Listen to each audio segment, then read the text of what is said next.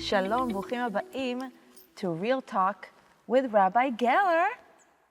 Rabbi Geller, I have you.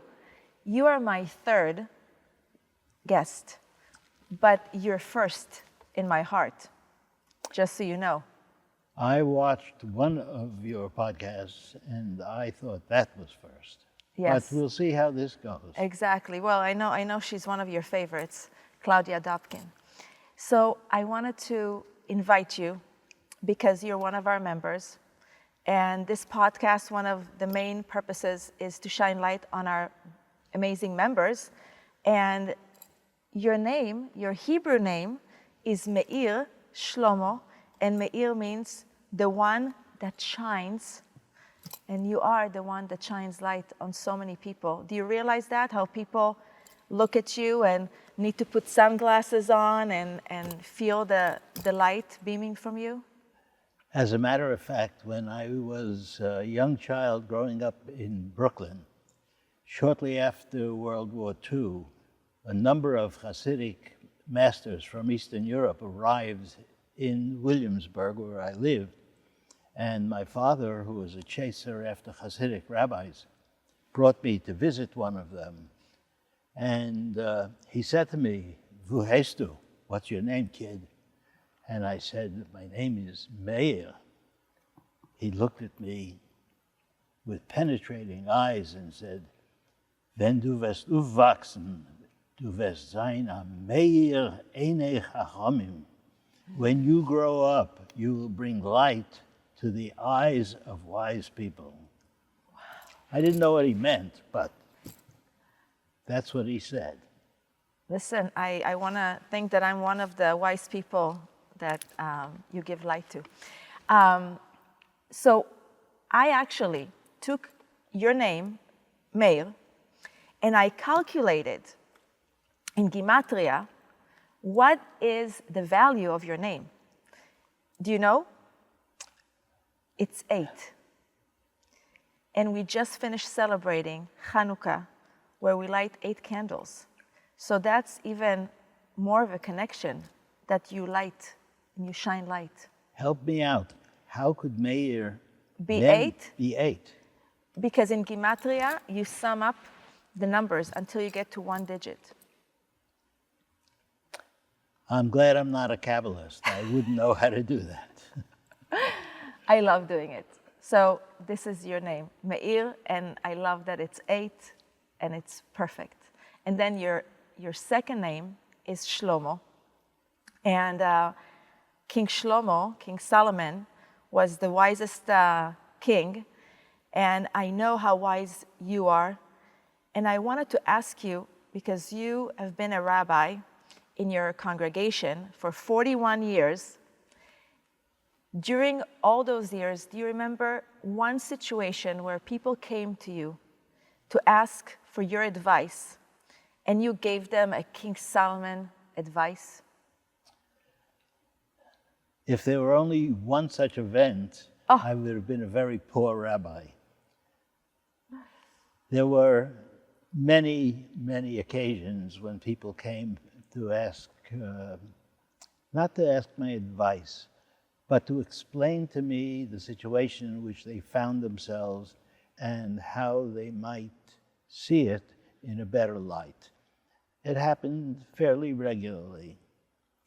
I also was involved in something called the Gerim Institute, in which I worked with people who were studying for conversion to Judaism in anticipation of marriage to a Jew.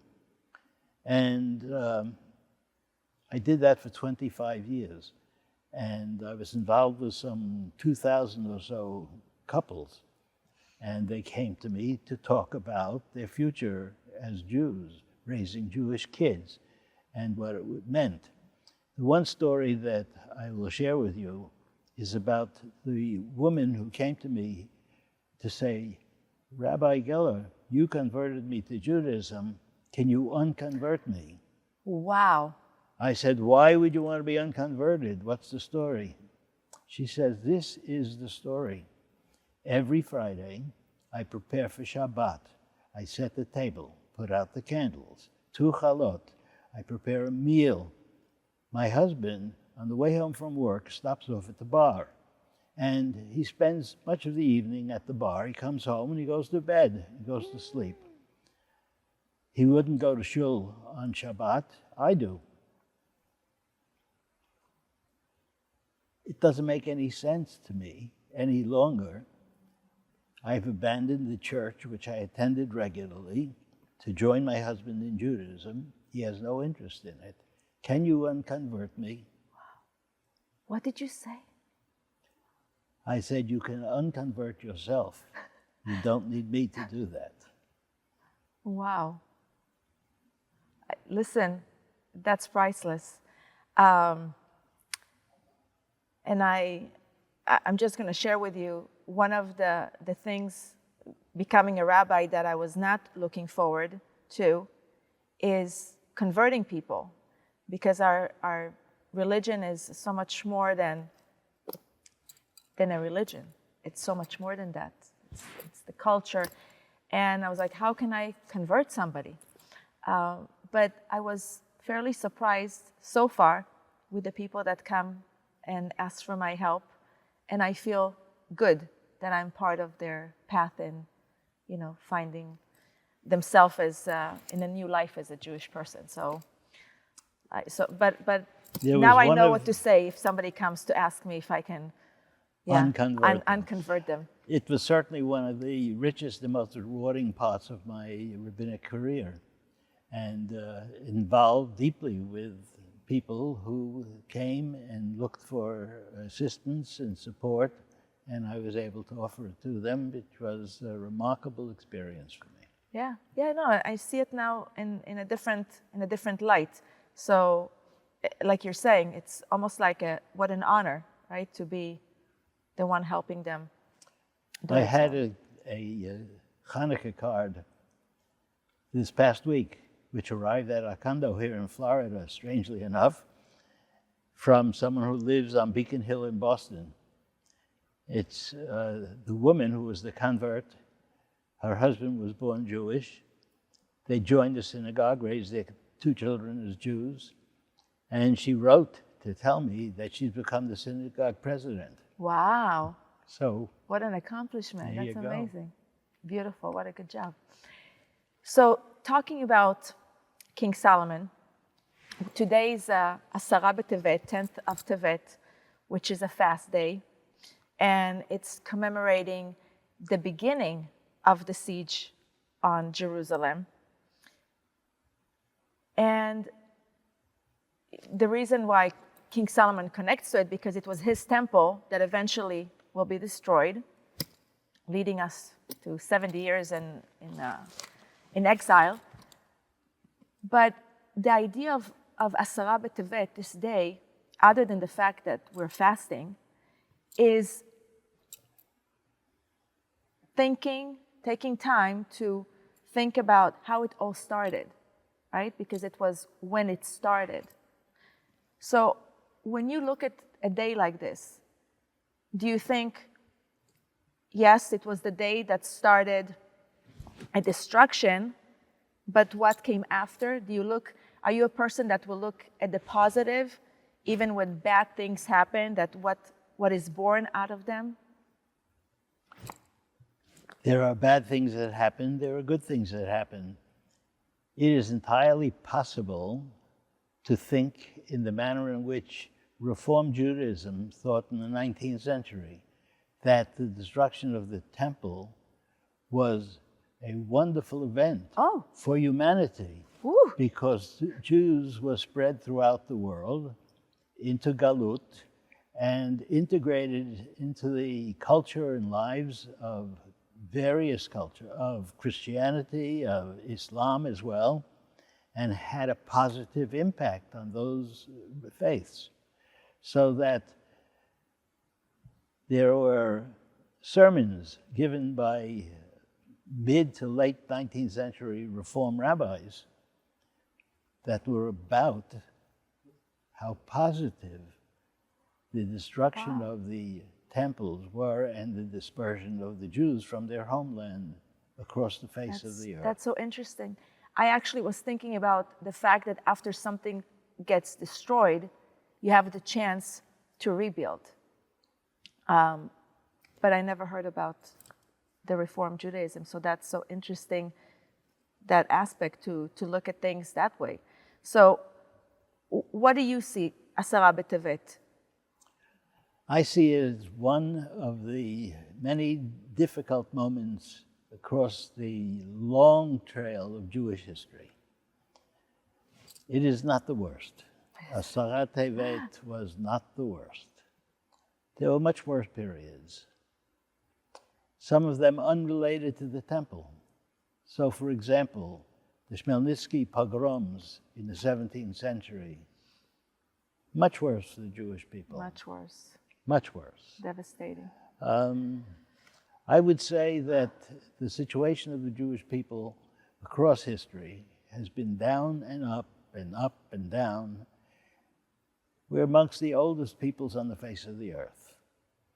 One of the oldest cultures is that of our people. And we've experienced many, many things. And perhaps that's one of the reasons I think that the Jewish culture is filled with wisdom. There's been a lot of experience of all sorts. And you learn from experience. And you learn from experience. And that's why we're wise. And you know, one day I remember on the Bima, when you were helping me with the Torah reading, I said something about, you know, how we should have hope that one day we will be united between ourselves. And you said, I forgot how you called me at that moment. I don't know if I was a rabbi at that moment, but you said kind of like, you know, like little girl, that's not going to happen. Wise up. That's not going to happen. Something like that, you know? Take a look at Israel today. How marvelous it was for the ingathering of Jews after the Holocaust and the establishment of a viable state which has become a powerhouse, as divided as you can imagine. The Jews are not the kind of people who go easily into the night. They look for things that will improve the world and themselves. And sometimes, if it doesn't work out, they have different opinions about how it might go, how it ought to go. The politics in Israel today is completely divided. I read this morning's paper. It said that 75% of Israelis would vote against Bibi. So what do you make of that? Are they going to come together? Is he going to win the next election? Highly unlikely. But maybe, the article went on to say, he could change his approach between now and the time the election is held, and everything will continue the way it is and has been for close to 30 years. Right. Well, I know that you have the power of a prophet, right? We talked about it the other day. So, and I saw a picture of you on the balcony of your beautiful temple. And I thought about Herzl, Theodor Herzl, that was Chosea Medina, the visioner for the state of Israel. What is your vision for the state of the Jews in this world that anti-Semitism is on such a high, and the world is coming against us in pure daylight with their voices on microphone? You know, they're not hiding in any shadows anymore. Not only are they not hiding in shadows, they are coming at us with guns. And that is a very depressing experience for Jews throughout the world. We look at what happened in Australia, we look at what happened in Washington, D.C. as well, where people intend to shoot at Jews because they don't like us, or they hate us. That's a widespread recurrence of anti-Semitism in many places in the world. I always like to connect the talk, the real talk, to our Torah, which is very real. And this Torah portion this weekend is Vayechi. It's the last Torah portion in the first book of Beresheet, the Genesis, that I love that book. It's probably everybody's favorite book, I can only assume. And there's one verse here that I think gives us maybe a message for all of us. And I wanted to see what your intake on it. So it says, Vayikra Yaakov el banav, and Jacob called his sons and said, Heasfu v'agid alchem, come together that I may tell you what is to befall you in days to come. And then the next verse after that, it says, Ikaptzu v'shim'u, assemble and hear. And then it says, hear to Israel your father. And then the name of Jacob now turns back to the name of Israel. And I think that this is literally a message to all of us that we do need to come together in peace. So this is almost Chazon Yaakov, right? What his prophecy, and then he goes ahead and gives the blessing to all 12 tribes, and of course he gives the blessing before to the sons of Yosef, that we bless our kids till today with that same beautiful blessing. When you read this text, what comes to your mind? What comes to my mind is Jacob is now an old man, and looking back over his 147 years that are about to come to an end, and he's thinking about himself as a young man and his brother, whose name was Esav, and the terrible things that he did to his brother. His brother came in hungry from the field, and he said, give me something to eat. He said, I'll give you something to eat, but pay up, buddy. I want to take over the birthright. Not a very brotherly act. There was a question whether Esav was going to get the great blessing from his father, Isaac. Who stole it? Our Yaakov Avinu stole the blessing from his brother. So what do you say about the fact that he wants his children to be unified? Is he perhaps reflecting on the fact that he wished he had lived a different bit of life when he was younger? Perhaps that's what he's saying. He's saying, now I'm a mature person. I understand better. I might have done differently had I been mature and wise. And I would like my children to listen to me, because I know what doing the wrong thing is, and I'm telling you, do the right thing. And it only took 147 years to realize that. And today we don't get to live so long. But talking about numbers, because you mentioned the number 147 years, and when we start the Torah portion, it says, Vayechi Yaakov beretz Mitzrayim, and Jacob lived 17 shana, 17 years. And I like to look at it, why would they mention exactly the 17 years? Because 17 in Gematria is the word Tov. Did you know that? I did not. So I'm telling you. Yes. And maybe those were the years where he had time to sit back in a land that was not his. His kids were already grown up. He got to see his child that he thought he lost. And maybe those were the good years where he was in peace. The only problem with that thesis is that he comes to Pharaoh for a visit. Mm-hmm. And Pharaoh says to him, tell me about yourself. Right. He says, the years of my life מעט ורעים היו ימי שני חיי, ולא השיגו את ימי שני חיי אבותיי בימי מגוריהם. I lived less than my ancestors, shorter life, and it was terrible the whole time. So he was negative about his own life. And I think that ties in with what I am suggesting about the words that he uses to his children, that he has much to regret about his life. For sure. And it's very interesting to me that the ancestors, the male ancestors of the Jewish people are called Avraham Avinu, Avraham Avinu, Yitzchak Avinu, and Yaakov Avinu. What about Yosef?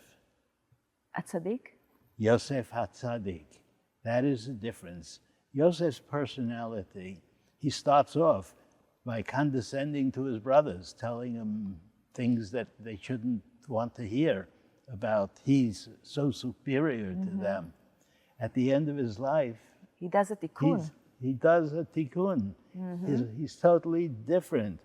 When he's talking to his brothers in last week's Torah portion about, and he introduces himself to them, Ani Yosef Achachem Hashem Echartem Oti Mitzrayim. That's the first sentence he speaks. Right. I'm your brother Joseph. You sold me to enslavement in Egypt. But then in his speech, he goes on and he says, V'lo atem shalachtem oti Mitzrayim. It's not you who sent me. It's God who sent me here in order to preserve everything. So Yosef is the guy who can look back on his life and say, things got better for me. I've improved. My personality is different. And the Jewish people acknowledge that by saying he's Yosef HaTzadik, not simply Yaakov Avinu, who was simply complaining about his life when he was asked to describe it to Pharaoh. Yeah. You see, when I look at the text, sometimes I try to put it on a more personal level and thinking, oh, here it is. Pharaoh. Liora HaTzadeket. Atzodeket. Oh. Oh. But here it is. A powerful king is asking this great man, Yaakov Avinu, that is coming to his land, and it's almost like, how are your life? Is it better than mine? And Yaakov, just like good Jewish man that knows, like the other ones, like Avraham that lied, and Isaac that lied when they were afraid of kings, that here he is like, oh no, my years were not good. So I thought also there is some kind of lying going in there to make King Pharaoh still feel, this is your land, you're the king, you're better, I'm not, don't worry about me being in your land. That's sometimes how I look at the text. It's another way to look at it. Yes. Listen, that's what's beautiful about our Torah, right? And that's what I want people to understand through this podcast, that you can connect in so many ways, right, to the text. The text is a living project. And it's beautiful that it's so alive, and thank God, well. So I put a picture here in between us. So we're not going to be alone, because a man and a woman cannot be alone by themselves, right? In an intimacy of the beautiful... In this small room. Yeah, a very small room, right? The beautiful sanctuary of Temple Emmanuel. So I was looking, what am I going to put in between us? And I saw this beautiful painting of a rabbi. And I know he's bald, and you have a full set of hair. So there I said it. But just like you, also, he has the image of a rabbi. And I love images of rabbi. I literally collect them, and I like to present those beautiful images. And I was thinking to myself, right now, if somebody will take a picture of me or paint me, and somebody will put my picture years from now in their office, it's not an image of a rabbi like you have, like he has. And I struggle with that it's not, that's obvious. This is a rabbi. This is obvious. This is Santa Claus, rabbi. So what do you, I know that you wrote a whole paper. Yes. A very famous paper. Indeed, I did. And what was that paper about? It was about why women are capable of being scholars in Torah and even though they teaching, don't have a beard? Even with that, well, you could turn your hair around to your face. But I think that it is clear that the paper I wrote about why women should be able to be rabbis has to do with the fact that there was Udvora Neviah. Hanaviyah, Eshet Lapidot, V'hi shofta et Yisrael b'etahi. I thought you're gonna chant it with the Te'amim. Udvora. I know you. Isha Neviah, Eshet Lapidot, V'hi shofta et Yisrael b'etahi. You're amazing. Continue. Anyway, you can be the wonderful rabbi that you are, as a matter of fact, without the beard. I've known many rabbis, males, true. who don't have beards. They shave it off. That's They true. want to look more feminine. The first podcast was with a man that got very successful because he had a shaving company. It's the art of shaving. And we talked about, how that goes with Judaism, shaving. So we're not going to go there. But I wanted to have it on tape that you say that it's okay in your eyes, in the eyes of Rabbi Geller, that Liora is holding a title of a rabbi. And it means a lot to me coming from you because Liora, you are not holding a title. I'm not. You are living. Oh my. You are living living. The life of a rabbi, serving a congregation, teaching Torah to a whole community of Jewish people who are yearning to hear about Torah. I hope so. You do it very, very beautifully. Thank you, Rabbi. I love hearing it. So I feel that we are now at the Beit Din, where you need 3 rabbis. The Holy Trinity. The Holy Trinity. So if I now gonna do all those, conversions and all these things, would you have, because we're in a conservative synagogue, would you be okay with me being one of the signees on? Absolutely. That was the essence of what I had written, that the testimony of a woman is no less than the testimony of a man. And I was able to provide biblical sources that permitted the testimony of a woman to be accepted. Thank you so much for doing it. I really thank you. I think it was a very important matter that was accepted by the Committee on Jewish Law and Standards of the conservative movement. Of course.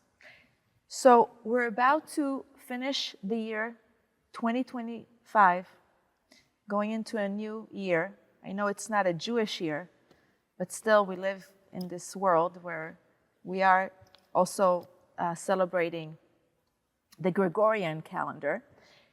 And we're also finishing this weekend to read the first book.